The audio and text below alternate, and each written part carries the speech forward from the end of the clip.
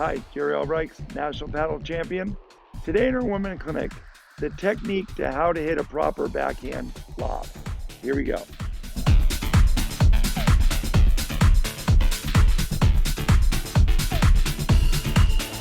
So when we work on, like Nick, my partner tonight, has an awesome middle overhead.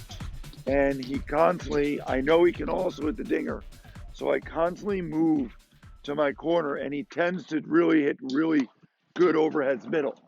And so he makes me really reach, lunge, and still try and hit a good defensive lob so I can get back to my corner.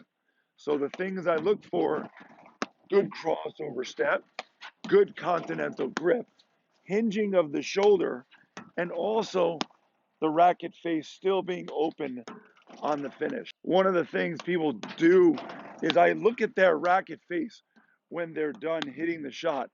I'm a big fan of keeping it still and showing me the open racket face. So many times they're adding the wrist break, the flick of the racket. Don't let this racket have a mind of its own. I always tell them, you control this racket face. A lot of people, when they're here, they are rushed. They're going to get beat on the next ball because their lob is not good, and then they're dead and they look frantic. A lot of people at the club say, "Wow, you make it look so slow, or you don't look like you're rushing." And the reason is because of the technique on this shot gives me more time in between my next shot. You'll notice the difference between frantic and just all over the place.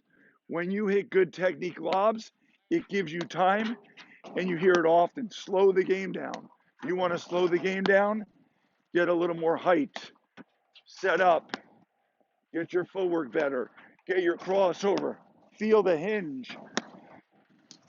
There's no way I'm winning here. I'm just trying to defend, get that lob up, recover to my corner. And the footwork is very important. How the right goes across, that's one of the big moves. And I'm almost facing the back screen. You can see it on that.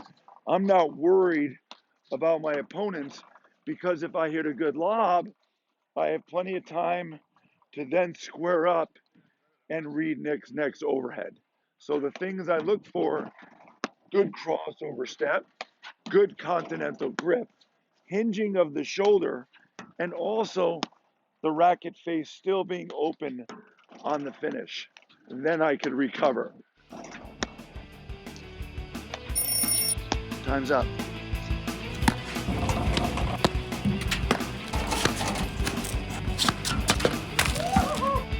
Thank you so much for watching the video, and please do me a favor and subscribe and ring the bell.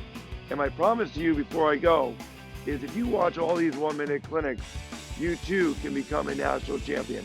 Well, maybe.